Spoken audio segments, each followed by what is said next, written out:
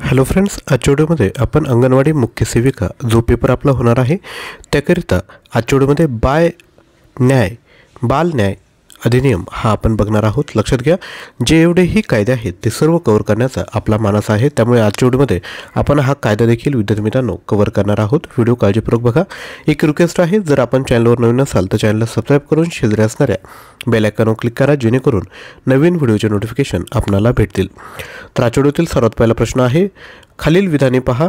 पहिले विधान आहे, कायदेशी संघर्ष करत असलेल्या बालकाला दोष सिद्धीनंतर मृत्यूदंड किंवा आजीवन कारावासाचा शिक्षादेश देता येत नाही।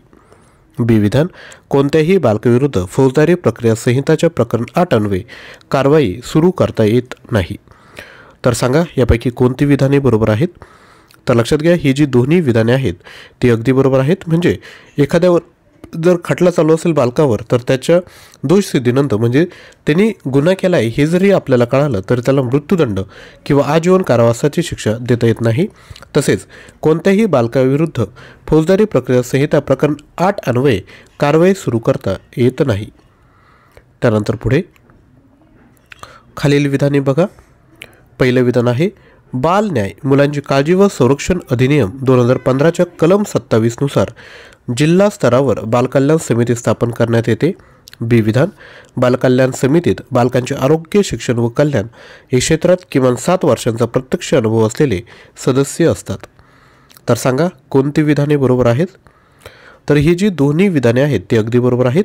आणि आपण जो अधिनियम बघत आहोत त्याचं नाव काय, तर बाल न्याय मुलांची काळजी व संरक्षण अधिनियम 2015, त्याचं जे कलम 27 आहे त्यानुसार जिल्हा स्तरावर बालकल्याण समिती स्थापन करण्यात येते। तसेच बालकल्याण समितीत बालकांचे आरोग्य, शिक्षण व कल्याण या क्षेत्रात किमान 7 वर्षांचा प्रत्यक्ष अनुभव असलेले सदस्य असतात।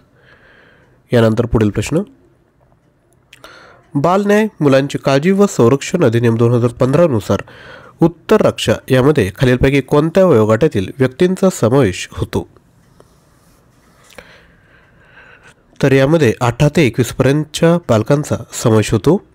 पुढील प्रश्न, बाल न्याय मुलांची काळजी व संरक्षण अधिनियम 2015 नुसार कायदेशी संघर्ष करत असलेले बालक म्हणजे कोण?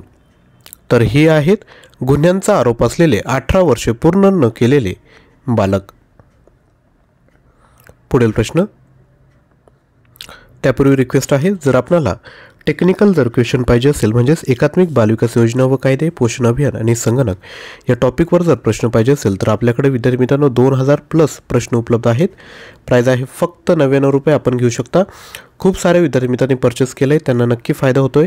याकरिता आपण 93 56 25 60 37 यावर व्हॉट्सअप करायचं आहे।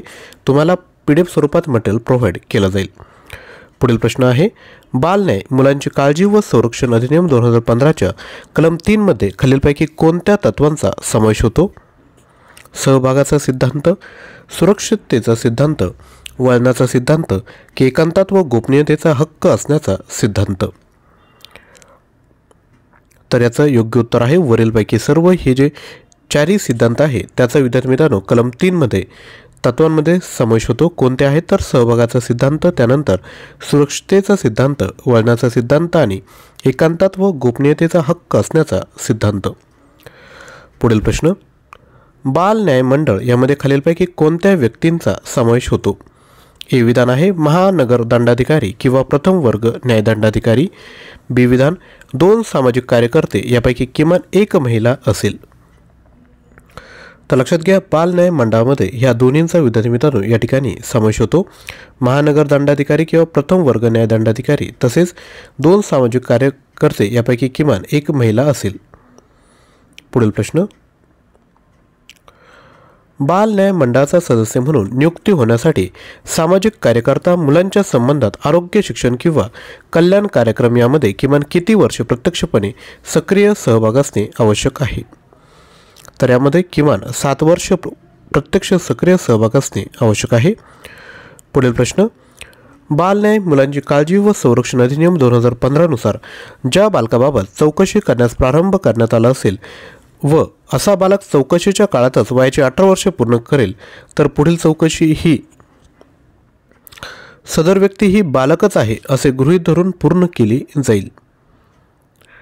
त्यानंतर पुढील प्रश्न बघायचा आहे. त्यापूर्वी छोटीशी रिक्वेस्ट, व्हिडिओला लाईक केलं नसेल तर एक लाईक करा. तसेच ज्यांना शक्य असेल त्यांनी खाली थँक्यू कमेंट करा. छोटीशी ॲक्टिव्हिटी आहेत, परंतु आम्हालाही मोटिवेशन भेटत असतं की असंच कंटेंट आपल्यापर्यंत पोहोचवलं पाहिजे. तर एक लाईक आणि खाली थँक्यू कमेंट करायला विसरू नका. पुढील प्रश्न आहे, जो हा अधिनियम आहे त्यानुसार 18 वर्षे पूर्ण होण्यासाठी केलेल्या अपराधासाठी 18 वर्षे पूर्ण झाल्यानंतर व्यक्तीला पकडले असल्यास पुढील कार्यवाही ही 18 वर्षे पूर्ण न केलेल्या बालकाप्रमाणेच केली जाईल, याची नोंद या ठिकाणी घ्यायची आहेत.